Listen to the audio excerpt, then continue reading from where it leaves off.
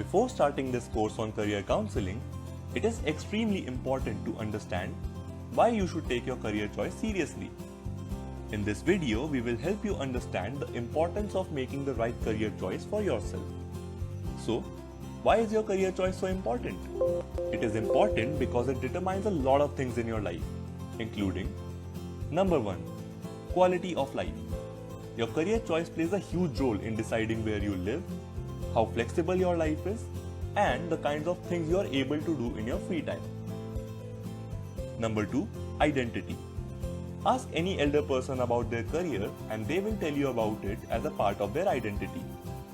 They'll say something like, I am a journalist, instead of, I report news. Notice how everybody asks you, what do you want to be when you grow up? And not, what do you want to do when you grow up? This shows that your career choice shapes your identity. Number 3, impact. Every human life touches thousands of other lives in so many different ways. If you select any 60-year-old person who is about to retire, take a time machine, find him as an infant, throw that infant into trash, and then come back to the present day, you'll find that a countless number of things around you have changed.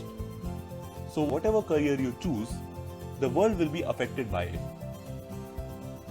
Anything that determines your quality of life, your identity, and the impact that you make should be taken very seriously. And that includes your career choice also. So we hope that this short video could help you understand the importance of making the right career choice. Having done that, we will now move forward to start our career counseling course. We are pretty excited and we hope you are too. So, let's begin. See you.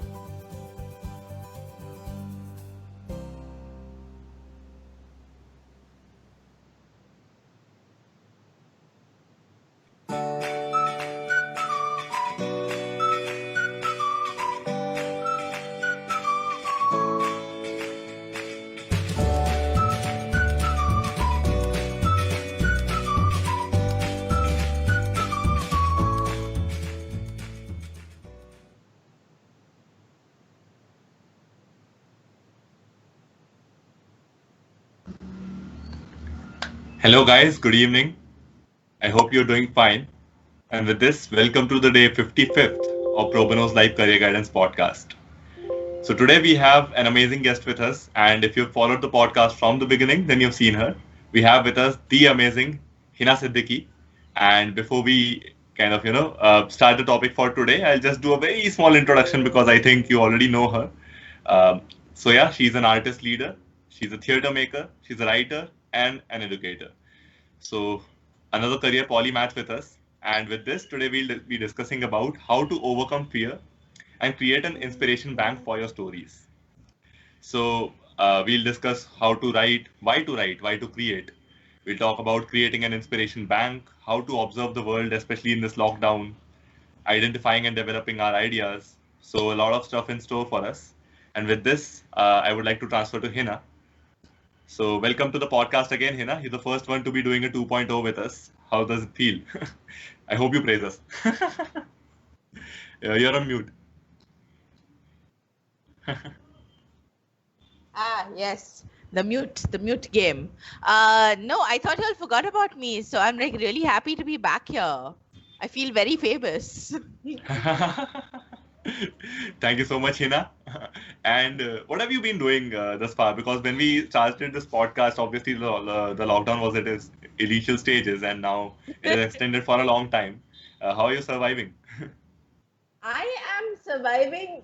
Well, I had trouble getting milk and bread, so that was like core survival issues. But otherwise, I think I'm doing quite well because like what we're going to talk about today, also about the idea of creating and how sometimes creating without a purpose is a lot of fun.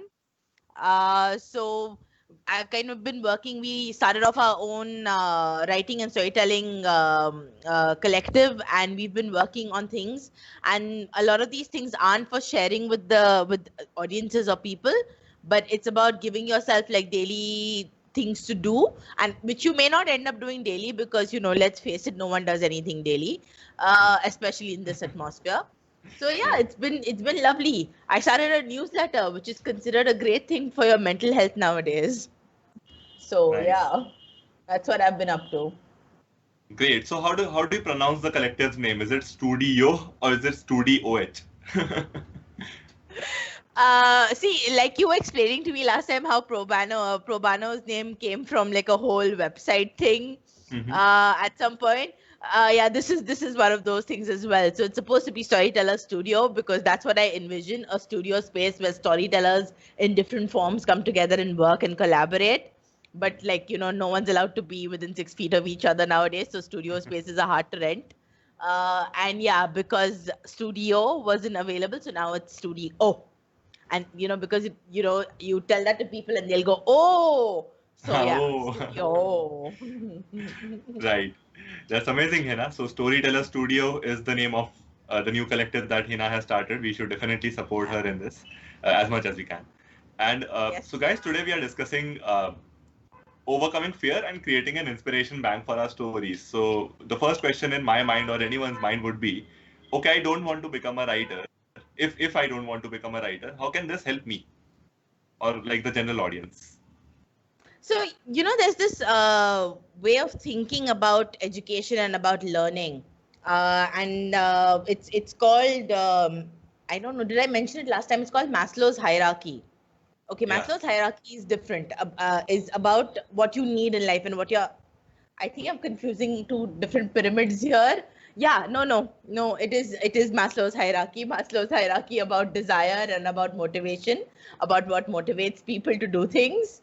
And the original model of it spoke about how your basic needs were at the bottom of the pyramid, and you need to meet them first, and then you move on to more aspirational things. You move on to more things that make you more human, make you more you.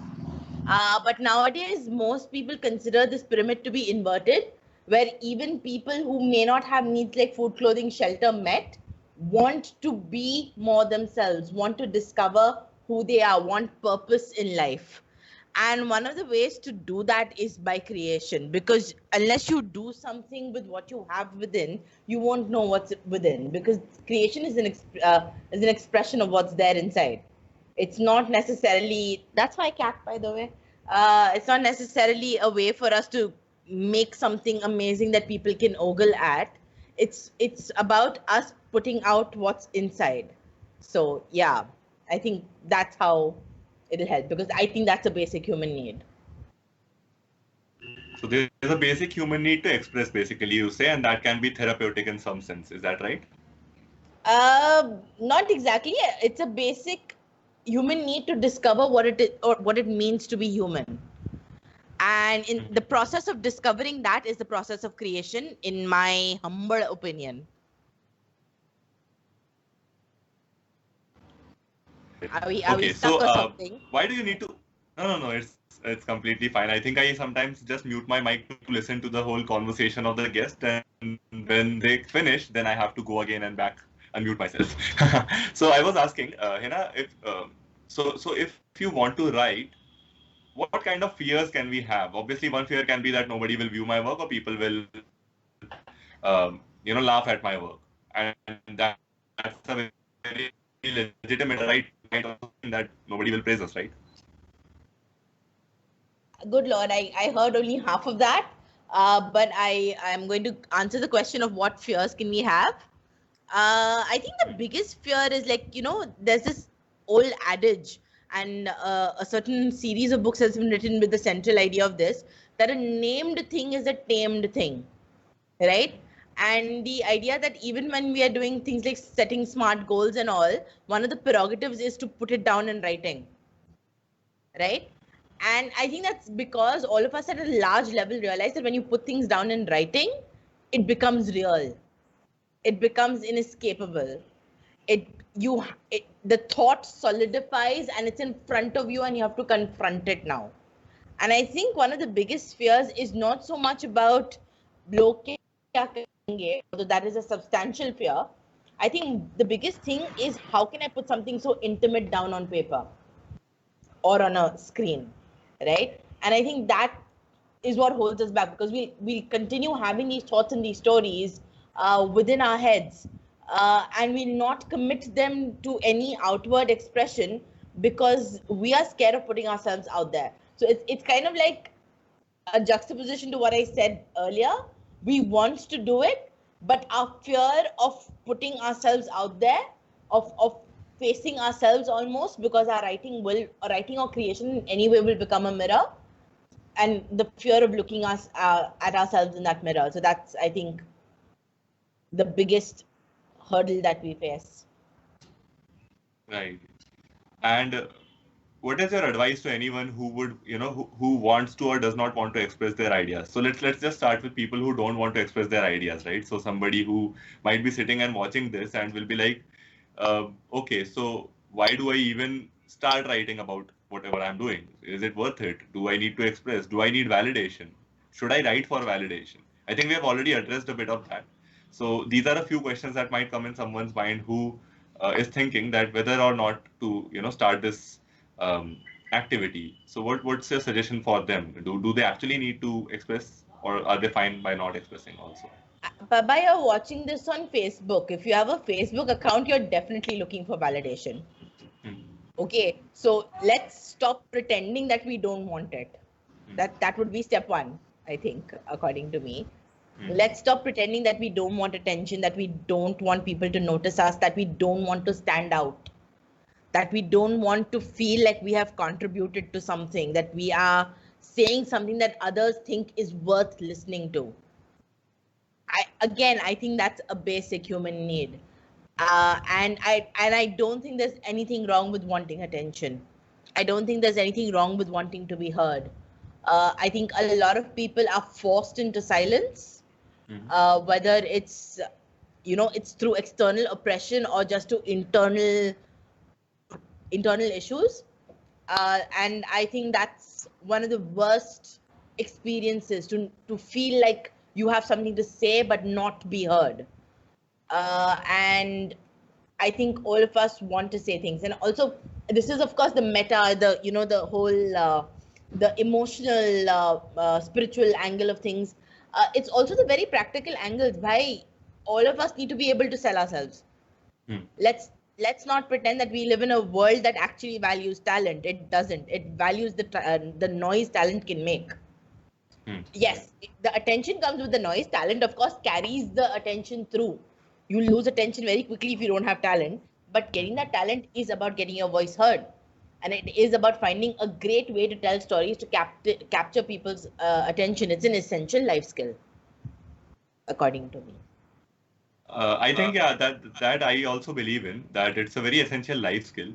And the fact that, even, so let's say, when we were children, they used to teach us writing a diary. Now, when we used to write a diary, that was not to express to anybody else. That was to just express our own, the things that have happened with us and find an outlet, basically. So that, in a way, also improved our written communication skills. Yes, very much so. I think, yeah, these life skills are very important. So even the students who work with us, in the entrepreneurship program or in any program, can you guys hear me fine, by the way? Yes, we can. Great. So yeah, when we are working with any kind of students, whether those are ITI students, school students, we also encourage a lot of students to just put their work out there. So let's say I like cooking. So I can just start a cooking blog on Instagram, or maybe, upload recipe videos on YouTube. If I really like, let's say, discussing about planets, so I can just start encouraging other people also to get educated about that. If I like career counseling, then, why not start podcasts like these? So always do self-promotion. But yeah, at the same time, I also believe that this helps you build a lot of skills, even if nobody watches your content. So you improve your written communication skills if you're trying to increase your followers. Then you improve your marketing skills. And these marketing skills are not just for entrepreneurs. This is for anyone. As Hina said, in the real life also, what we are doing, we are just gaining attention for our own CVs. Even if we don't want to start our own business, we are marketing through our CVs, through our interviews. And when we end up kind of, cracking that interview, then we are selling ourselves as products to that company. So I think life is almost like an entrepreneurial journey. And if we can express ourselves well, that will help us in any walk of life. So that is one insight from our end. So guys, anyone who's watching, whether it's a housewife, they have their own children, so you can suggest this to your children also. You can actually take this up as an activity yourself also, if you're cooking anything daily and that you're doing, right? So why not click a picture of it and upload it on Instagram? It's just out there, right? Nobody watches it, it's okay, you have your personal diary. Somebody watches it, great, you're popular. So with this, I think I would encourage the audience to ask a lot of questions today, because yeah, we generally don't do very highly specific theme-based discussions. So this is one of those gems, and I would really not want to miss any opportunity to learn as much as possible from this. So Hina, you said that we should kind of start this activity just to um, increase our skills also, if not anything else. Now, how do I take the first step? Well, there is a bunch of ways you can take the first step, right? One of the things that they also speak of in psychology, like you mentioned, the writing of that diary. But I think a lot of times what scares people off is also just the writing. क्योंकि school में सबको डंडा मार के बोला जाता है कि writing is done in a particular way, right? And your essays are graded and you are given marks for writing. And in general, in the Indian school system, okay, my cat is about to make another entry. Okay, all right. In school systems, you'll find even when people are not working in English medium specifically, their English writing skills in an exam will rank higher than their English speaking or English their listening skills, right? And this is true for a lot of languages, because हम लोग exams पे इतना ध्यान देते हैं, सारे exams written होते हैं, right? So one, I want to first talk about how any kind of storytelling does not need to be just written. All right, and stop worrying about what kind of structure of storytelling there is, or what is a plot line for writing, or this is how your handwriting should look, because it also starts with just the way you write, right? Just your handwriting being criticized. Was anyone told here that they have a good handwriting and they should continue writing? I was told actually. Pragya, were you told about your handwriting? Did you receive any compliments? My handwriting was good, I guess, when I was in class 7, 8, and then after that, 9, 10, 11, 12, may just, yeah. What is this? This is so unfair. The word atrocious entered my vocabulary because my class teacher used it to describe my handwriting. Okay, so like that's how the word entered my vocabulary. That's how. And abhi tak my family makes so much fun of my writing. I don't know why. I mean, I think it's okay, but yeah. So how does one start?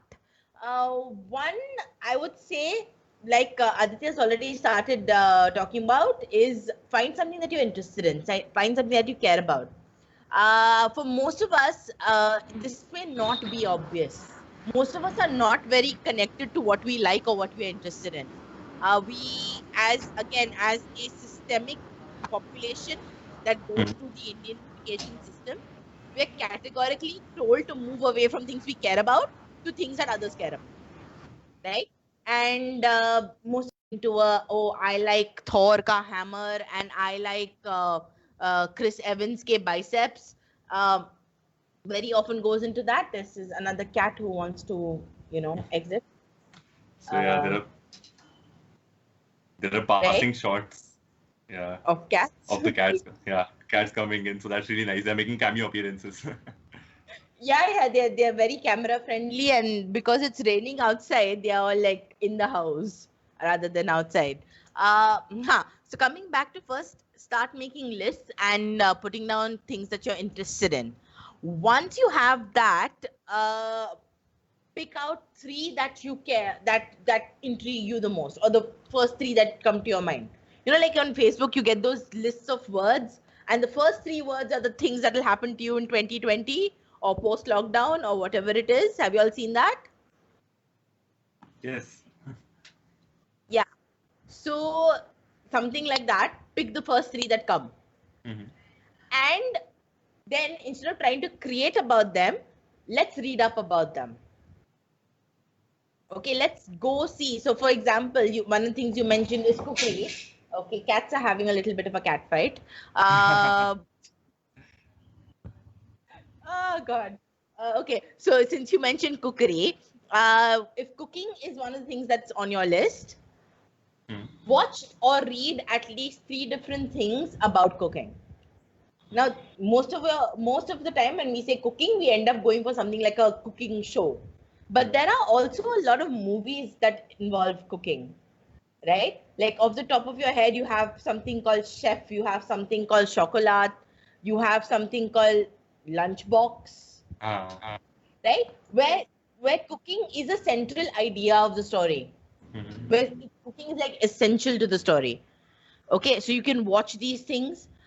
You can read up. There's this very interesting book that I was reading some time back called Cooks and Emperors, which is basically जो royal households थे, like Raja Rasoi or Anya Kahaniya, that is a thing on Epic, which is essentially the story of cooking in various kingdoms of India, of medieval and ancient and contemporary India. And this book is similarly Cooks and Conquerors, and it talks about how through recipes culture was sent across India by the people who conquered it through food, right? And that's an excellent thing to read about cooking, which has nothing to do with ये recipe है जाके ऐसे बनाओ, right? So there's also this other salt acid something. It's on Netflix. Where this lady who was a cook for 20 years quit her life as a cook and started writing, right? Okay. And it's her show. So the idea is once you start looking, once you have a topic, instead of you trying to first put down your ideas, go see what's happening in that space. Okay, so it kind of allows you to, and of course, I'm talking about a certain level of access. I'm talking about people who have access to books and access to Netflix.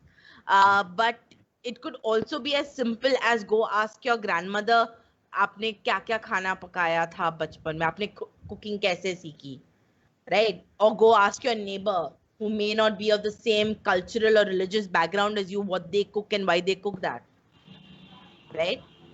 So it's start essentially in a way researching that one word, and yeah, that's 1 2 3. Baki ke steps ke liye, workshop join karo.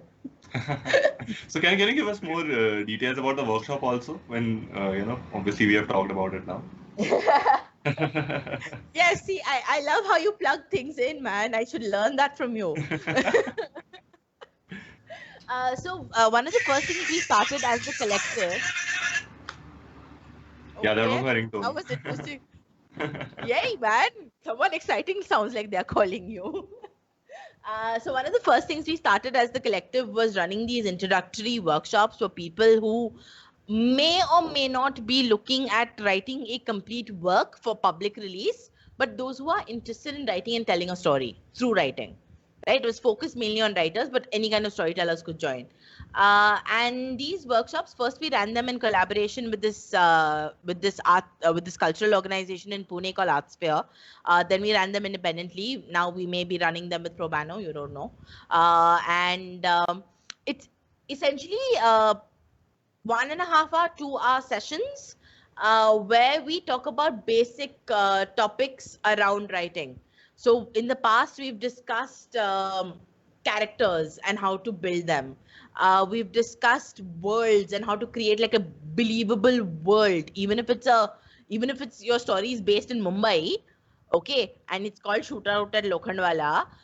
You still need to build a believable world because your story is fiction, even if it is based on an actual event, right? So that world has to be believable and how you build that world. And we kind of discussed various cool examples. Like one of the things we discussed was Wakanda, Wakanda from the Black Panther series. Not like you know it, not like you know it. I'm waiting for the nod, guys. Pragya, Yeah. nod. Yeah, so we discussed Wakanda and how the process of the creation of Wakanda for the Black Panther movie was very different from the way Wakanda was portrayed in the graphic novels and the comics, and how actually that was the most standout feature of the movie, the believability of an African nation that had never been colonized. right? And you kind of look at, so it's not just the physical features of the place, but it's also the political and social history, right? Because there, how do you imagine a country like that? How do you imagine an India that was never colonized, right? So it's we kind of went off on all of that. Then we looked at short stories as a format of writing, and how, like, Jeffrey Archer says, no, you may not have a novel, but everyone has a damn good short story inside them usually. So, like, you try and put down just that short story. Right now, a lot of the people who attended that workshop are sending in their short story submissions that we'll be releasing as a zine sometime later this month, or maybe in June. I mean, who knows? What are months anymore? We are all like, they're all just stuck together now. So yeah, and the next one we're doing is called Flashbacks and Fever Dreams, which I'm very, very happy about the name. And it's about one of the most difficult things that I face in writing, and that is to write descriptions. How to describe scenes or to describe characters, and how to write descriptions is what this workshop is focused on. That's amazing. So, guys, we'll also post the link in the comment section. Definitely do watch it out. And yeah, if you want to join, we'll be very happy to take you in. I think we are also a partner in this. So, yeah, it will be amazing, you do join in and learn some new skills. So, it's not just about, making a career in writing as such. It's more about gaining that skill. And it's an amazing skill to use everywhere. So, yesterday we were discussing power skills. I think communication is one of the biggest skills you can ever build, and writing is a great way to communicate, as I think is pretty obvious. So, Hina, we should also talk about people who want to become writers now. If we kind of focus on them, how do they start? So do they like start with proper short stories and stuff? Do they write blogs? Like, what are the different types of writing they can first of all consider starting with? So can you hear me? Okay, sorry. I am by no means an expert at telling people how to become writers. Okay. I was published in physical books a while back, and I am published online a lot now. But that doesn't mean that I can give you a formula on how to do this. And of course, there are people who are far more established and published than me who would probably have more advice. What I can tell you is how I started, right? And for me, like Aditya was saying, I started in the space of theater. So a lot of my writing is in the theater space, which means that a lot of my writing comprises of name dot dot dialogue, name dot dot dialogue. And very weirdly, this is how I instinctively started writing. So I was like a kid in the fourth or fifth standard, third or fourth standard, when the X-Files had just released. Okay, do you all remember the X-Files? Do you all know what the X-Files is? I've heard about it. I've not really seen it, but yeah, I have heard about it. Sure. The X-Files, and it was terrifying for a third standard kid to be watching that series. Okay, it was terrifying. And we had like Star World, no, not even Star World, Star Channel something or Z Channel something. जिसमें ये ads के साथ नहीं आता था. There were no ads. What I remember, one of the first pieces of fiction that I wrote was a scene between the lead characters of X-Files, and it's still weird because I think those papers still exist somewhere in my mother's hidden closet. But it was weird because it took me much later in life to realize what I was doing was creating fan fiction, where you take a universe that has already been created and create your own story in it. Okay, and I think and even now I think fan fiction is one of the greatest ways to start storytelling, because one, the fan fiction community, there is a massive community of people who follow fan fiction. Okay, and they are actually very supportive. They're really nice because they get to see their fantasies come to life in your stories, right? And it's a great way to learn how to break things down, and there are lots of engines online that allow you to actually do this step by step. Like right now, one of the things that our collective is doing is releasing weekly chapters of a fan fiction that we are putting up on a public platform, And for us, it's a great exercise in storytelling, because we're learning how to timeline ourselves to weekly chapters. We're learning how to create within this format of a weekly release, which is very different from releasing a full length book. Right? It's closer to like a comic book or a manga release, where or an episode, like serialized episode, because now even episodes you binge watch. But earlier, Right. when you had to have that week wise, there was a format to it, and it's about learning that format. My cat's climbing the bookshelf right now. Expect a Because few books that's to fall down. yes, please. And a few showpieces that she's already broken. But the idea of allowing yourself to imagine stories, like even I was watching Margaret Atwood talk about writing. She has this brilliant class on Masterclass, which I cannot afford, but I did audit a few of her sessions, her and a few other writers. And she talks about taking old stories and coming up with new angles, right? So one of the examples that she gives is the story of Red Riding Hood. Once upon a time, there was a girl called Red Riding Hood. She's like, okay, let's take a new angle on this and start the story with it was dark inside the wolf, Okay. right? And it's just brilliant because you're taking old material, source material, which is very, very familiar. Like for India, for the longest time, the source material has been Ramayana and Mahabharat. Okay, most movies you'll see that there is a germ of that of the epics in it, right? So you have your source material, which is culturally and story-wise very familiar to you. Now create something new within that. Got it. Did I answer your question? Because I just went off on a trip, didn't I? Yeah, but I think you came back very well. So obviously, we started with we started with discussion on how basically somebody who's aspiring to be a writer can write certain stuff. And what I think I understood from that, and this is from a total layman's perspective, is that there are so many different forms, and not just like so many different forms, but you can also experiment within the already known, let alone writing something new. You can also start recreating something through your perspective. As you said, fan fiction can be there. Then there's something like a different form of expressing what has already been written. So and you also gave examples about that. Yeah. Uh, Yeah.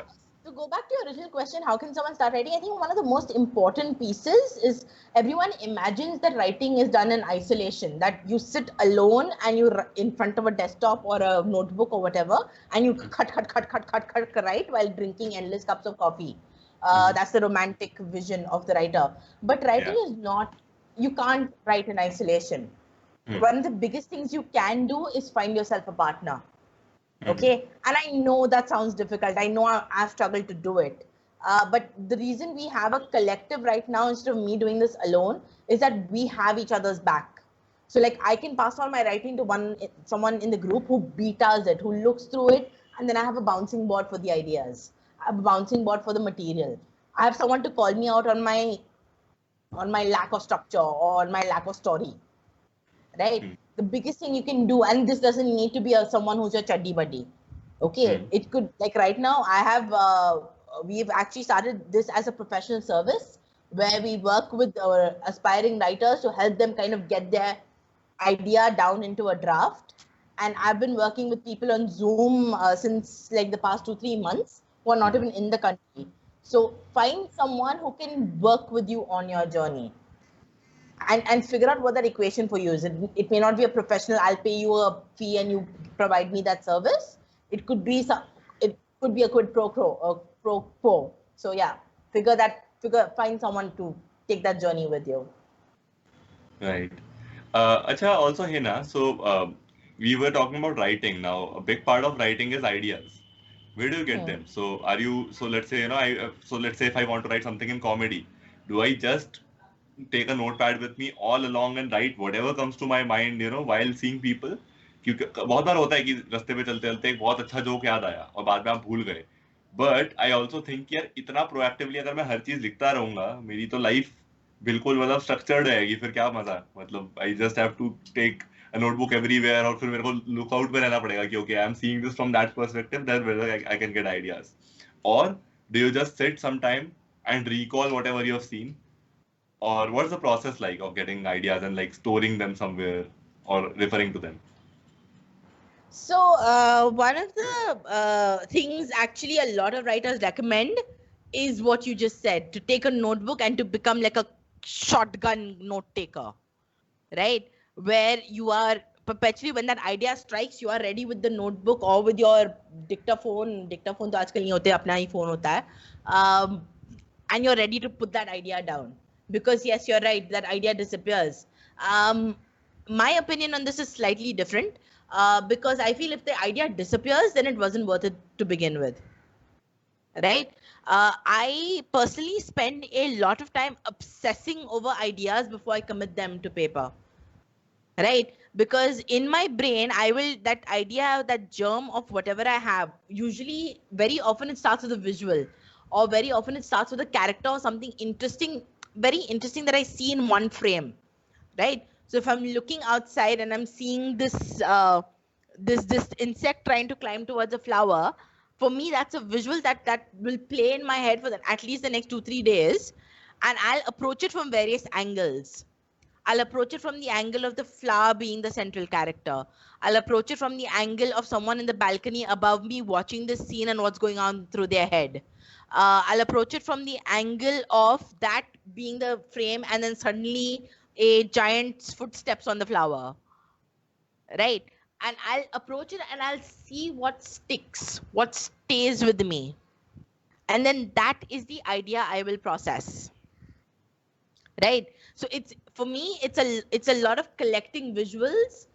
Very often it's also collecting words. In fact, I will show, can I show you some stuff? Yeah, why not? Why not? Yeah. Okay, this is the wrong.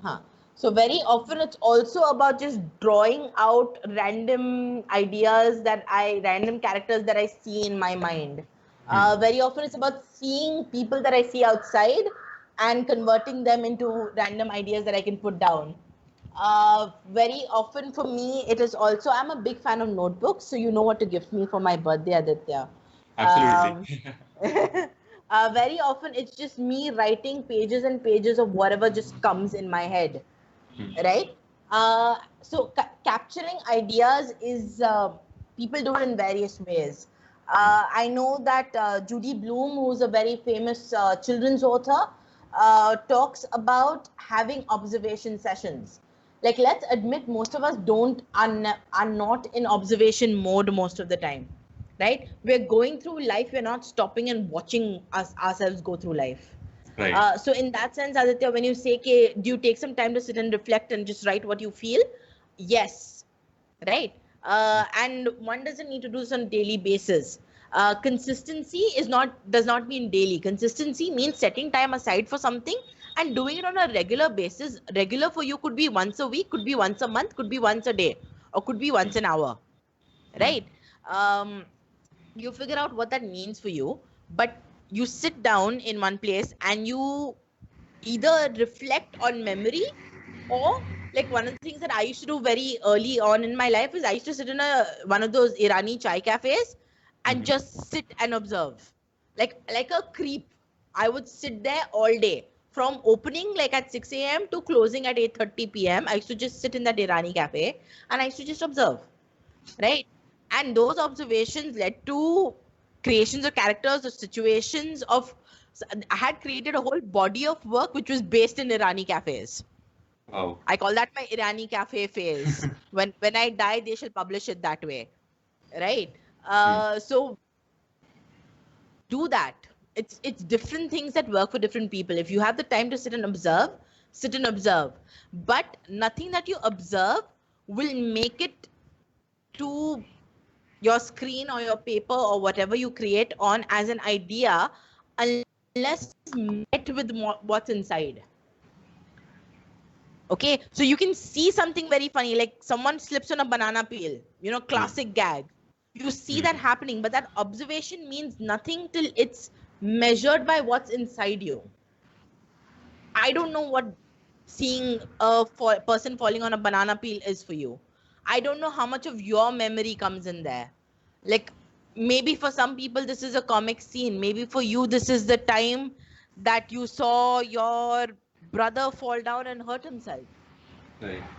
Maybe for you, this is a time where you realize, "Okay, yeah, there used to be a time in my life where I couldn't even afford a banana to eat." Right?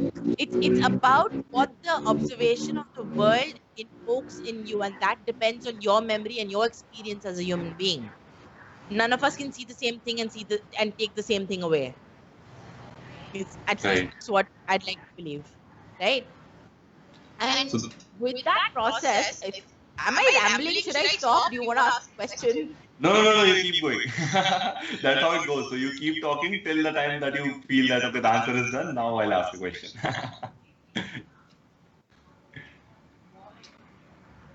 Okay, I think Hina's stuck in the frame. Hina, are you with us? I think we're stuck.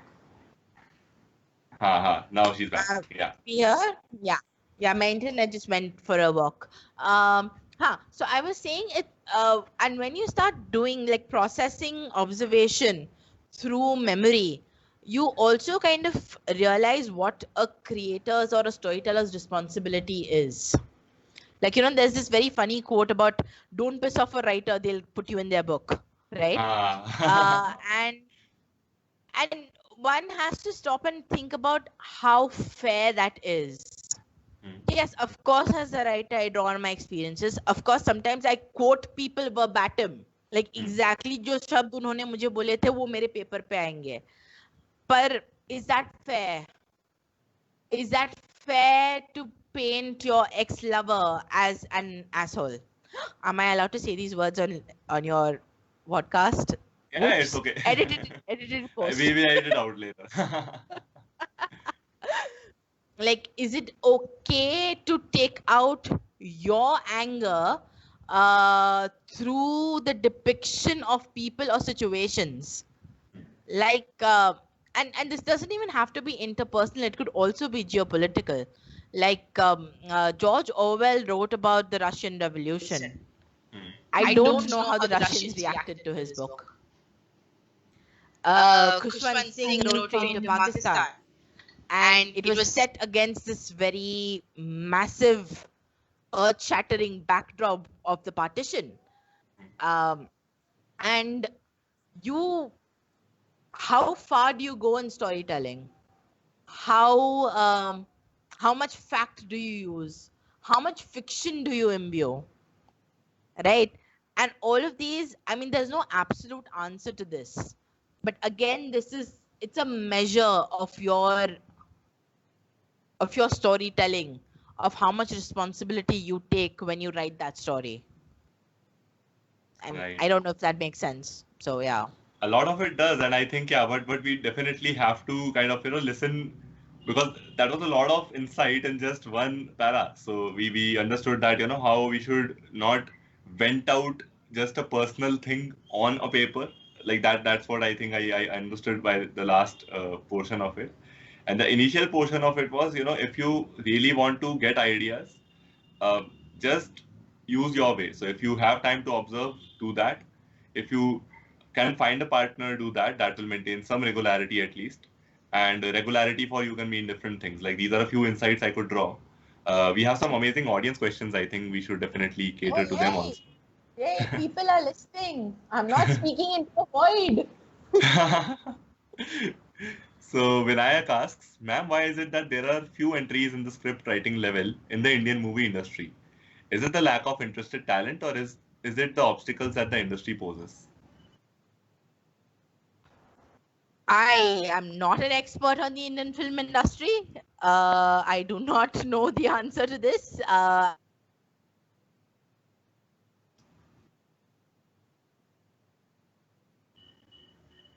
I think, we'll just wait till Hina's internet comes back. So guys, if you have any other questions regarding writing, regarding how to express, what to express, or if you want to commit something to us that, okay, we'll be expressing this, we'll be starting a cooking blog, we'll be starting a gaming blog, we'll be writing a poem, anything that you want to write, please let us know.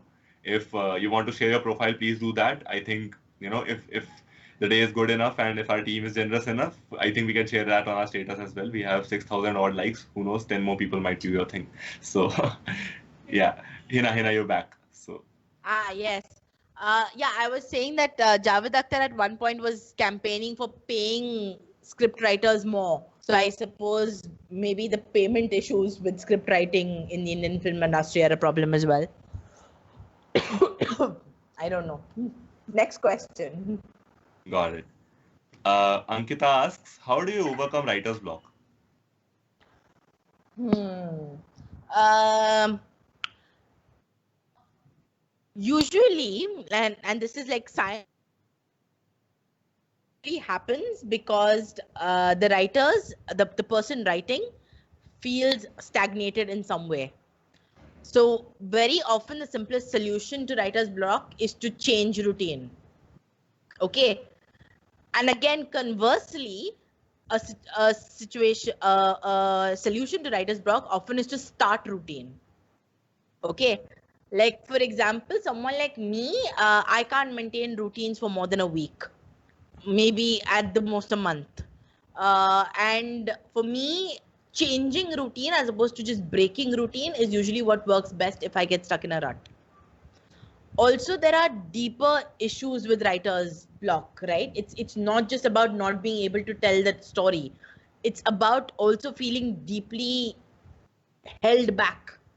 It's about emotions, it's about anger, it's about sorrow. It's about taking the time to address these issues with yourself.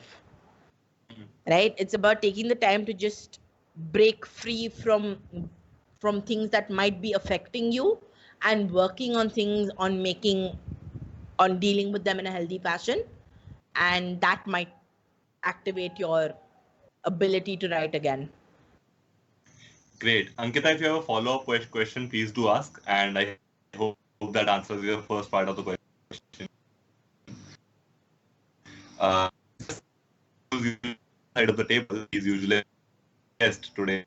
For some reason, some tech issue, he definitely is very interesting, and he has a question for us, and a very intellectual one at that. So he asks, could you please explain the concept of exigence, if I can pronounce it correctly? EXIGENCE. Yeah.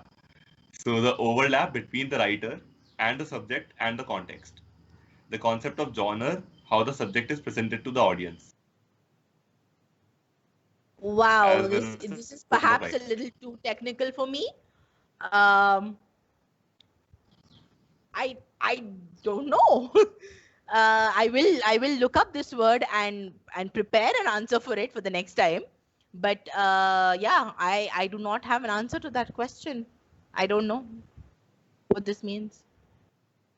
Sure. So Mr. Sen will definitely have a look at that and get back. I think Hina will do that for you. I think she's a writer, so she can understand the uh, things put up better.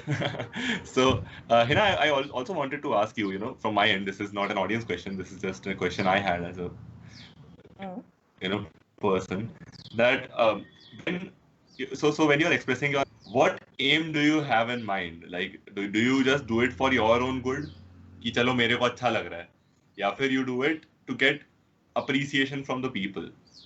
So if let's say you write something, people are like कि ये सब मत लिखो. What would your step be? Would you stop writing that kind of content? Would you write that kind of content and maybe improve that a bit? Or will you be like कि अरे यार leave it, ये लोग जो भी बोले बोले, मेरे को तो अपने हिसाब से लिखना है. What's your general approach to writing, and for whom do you write? I actually have a badass story to say here. Like, one of the plays I wrote was fairly controversial, and where we were staging it, some people from the local political party showed up to shut us down. We didn't change the content of the play. We only acknowledged that yes, it could be problematic, and we darkened the lights at that point in the performance. But the content itself didn't change. I remember we did this interview a while back with Sunil Shanbag, and Sunil Shanbag is this very big name in theatre, in the theatre industry, and he says that controversies are going to happen when you create stories, and it's about building the network of support. Okay, no one can be controversial off the cuff. You build a world where you have people who have your back, and by that I don't mean that you know the minister's brother so that they will save you from jail time. It's about the network of people who believe in your work and who support your work, right? And building that over time is the consistency that I demand from myself. My writing for the earlier part of my career was all about controversy. It was about saying the most inflammatory thing and saying the most provocative thing. And it worked. It gets you attention. But that attention is like, it doesn't last very long. Those people don't stay with you, right? So how do you create a community of people who believe in your work? The purpose, if that makes sense. Surely. So I think I just wanted to get your perspective on this because many creative artists I hear saying ki, I don't really care about what people think of my work. I do it for personal satisfaction, and I do it if it appeals to my creative instinct. However, if it appeals to your creative instinct, you do two, three things in a row where people don't like it, then I think like it needs to be a balance. Like according to my personal opinion, it needs to be a balance between your own creative instinct versus your the validation or the appreciation that you're getting, because I think that is also what makes you a successful writer in any field, I think. See, the creative instinct is not an innate thing. It is something that is shaped by society and experience. It is shaped by what you live and what you learn. Instinct is not something that कोई पेट से सीख के नहीं आता है. Instinct is learned. Like I know how this it sounds.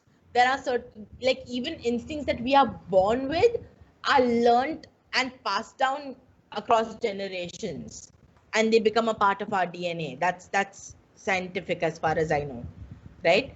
So let's not assume that that an individual who creates doesn't understand what it means to be appreciated or criticized. Whether they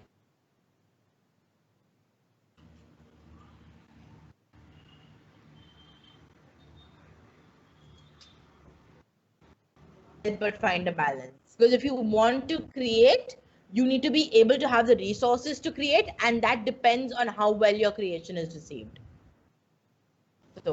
So yeah, guys, it depends on the amount of appreciation also it gets, because the instinct, as Hina says, is also developed by your experiences and by the society that you live in.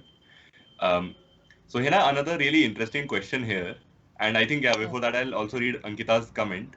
So she says, "Thank you, Hina. That was an interesting suggestion about changing routines.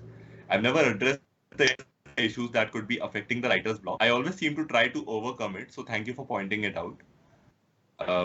So Bhadra Chaudhary says, "What does one do to articulate thoughts? At times, it's difficult to find the exact vocabulary to justify the feeling or the exact emotion." See, it's first of all, thank you, Ankita. It was very nice to hear you comment back. This question about vocabulary, so it's the whole thing of idea versus language, right? What can be an idea or a visual in your head, and you may or may not have the language to express it. For me, when that happens, I try to draw out something, and it doesn't need to be a very fancy drawing. It could be a drawing with stick figures, or it could just be an abstract drawing. I think sometimes visual representation, like they say, picture 1,000 words and all that. So I would try visual representation. I would also take cognizance of the fact कि sometimes ये जो लिखने वाला vocabulary नहीं है मेरे पास, ये internal problem नहीं होता है, external problem होता है. हमको बोला जाता है कि एक प्रकार की लैंग्वेज है जो अप्रिशिएट होती है और इसीलिए आप ऐसा लिखो, especially for Indians, for non-English speaking populations, or who don't speak English as their native or first language, and then are made to write in English because colonization. And I'm a perfect example of that. I benefit from that system. But you're made to write in a language that you are not acclimatized to expressing yourself in. Okay, like जब आपको दर्द होता है अब अम्मा बोलते हो, आप मम्मा मदर नहीं बोलते हो, right? Okay, so the idea of language, don't let that the English structure or the fact that this is how you write correct English or that this is how grammar works, don't those are rules that you need to know. Yes, great, but very often you need to know them to know how to break them. So yeah, so don't draw it out or speak in your native language, or just keep writing and the words will come. There's this exercise called free writing, which essentially involves you setting a timer and writing till that alarm goes at beep beep beep beep beep beep beep. Okay, and it doesn't matter if you end up writing blah blah blah blah blah blah blah for 5 minutes, but you write continuously.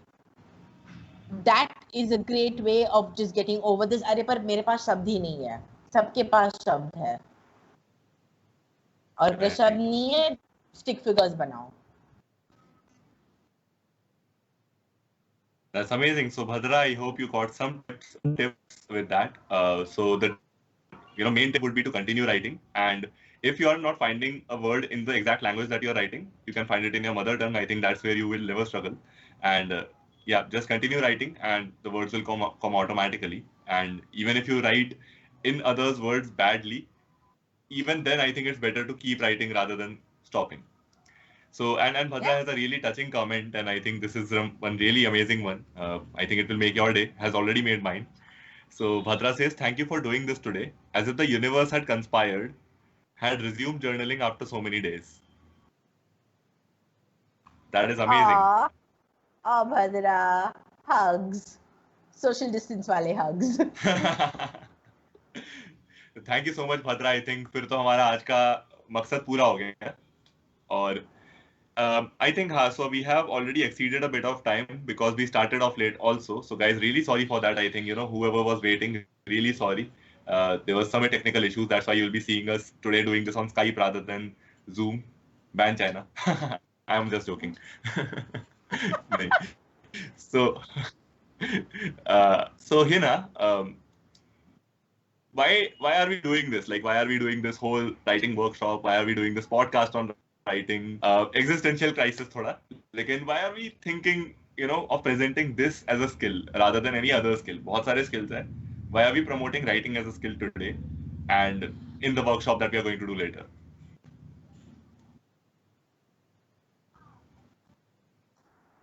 Oh, that's a really nice pose you got stuck at.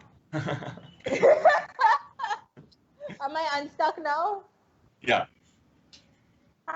Okay. So we are talking about storytelling, and the form for me in which I tell stories most often is writing. Hence, most of my answers come from the space of writing. But the principles of storytelling usually go cut across forms, visual forms, audio forms, written forms, all of that. And why are we talking about storytelling today? Why not, man? ये क्या है? हर चीज का reason क्यों चाहिए? I'm talking about storytelling because it matters to me. I'm talking about it because in this period in life where everything is just so messed up, and it's not even about this period of the lockdown. Stories have always kept me alive. They've literally been a survival mechanism for me. And I know that that's something that I share with a lot of people I meet, where their ability to just read a story or to connect with someone who they've never met through words on a paper or through images on a screen, that means something. It keeps people alive. And right now,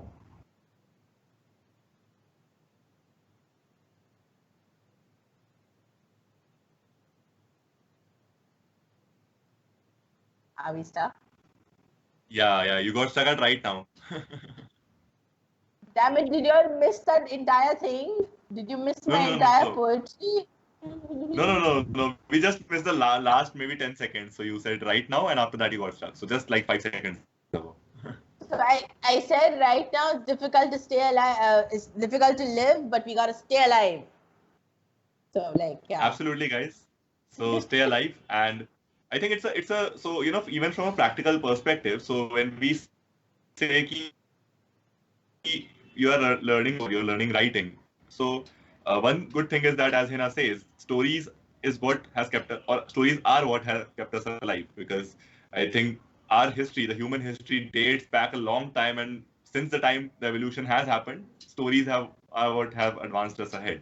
Even most of our history is accounts of very recently we had these methods to record whatever. So if you want to see this live later on, also you will find a recorded version of it. But if you want to hear the Brothers and Sisters of America speech of Swami Vivekanand, you can just refer to it via an account told by somebody else. So even that's a story. You never know whether he actually spoke that or not. Some people will come up with WhatsApp forwards of this recording, but then those are just right recently recorded. Those times, obviously, you did not have amazing audio recording devices like today, so that was not audio recorded. So most of our history is accounts of what have been told to us as stories. Then a good part is that this is a skill required very much in the industry today. And now, you might ask, why this skill? Because why not this skill? We can just start off with any skill and we can include as many skills in our portfolio as possible.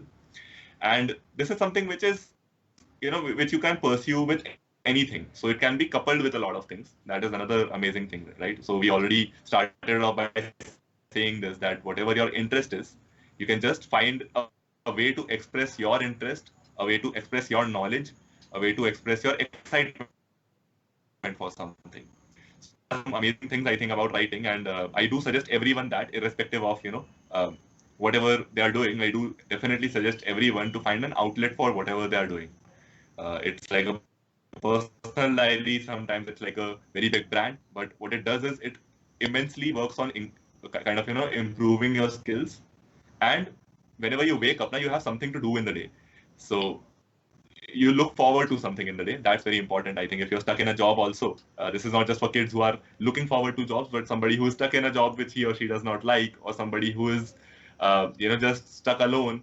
This is a great way to kind of look forward to life. So as Hina said, stay alive. And guys, whoever is interested in the workshop that we'll be doing later, we'll definitely share the details with you. We'll share the details in the comment section.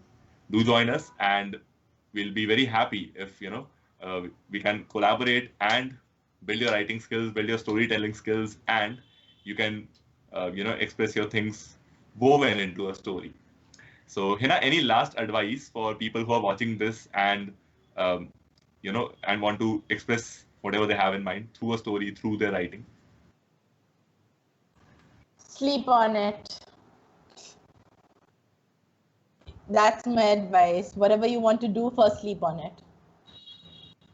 Got it. To discover whether it is good enough or not, or to have fresher ideas.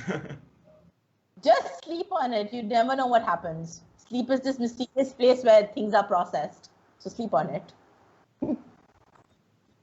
Basically, Absolutely. take a nap before every big decision you have to make in your life. No, that's very true, and I think that fresh mind absolutely helps a lot. So guys, thank you so very much for joining in, the audience, and we had some really amazing questions towards the end. So thank you so much. It was an amazing podcast again with Hina. Now, if you want a 3.0, please do comment that. So please comment yes. So the code word for today is yes, YES. If you want another podcast to happen with Hina, and yeah, that's as much as you get for free. So please do join us for the writing workshop. And yeah, we'll give you the details in the next few posts and the comment section and wherever you want to find us. If you don't find it, just shoot us a message and we'll be very happy to help you with it. And yeah, thank you so much, Hina, for coming on again. I think it's been always a pleasure to host you. And guys, Thank you, Aditya. Thank you, Pragya. Pragya, sorry.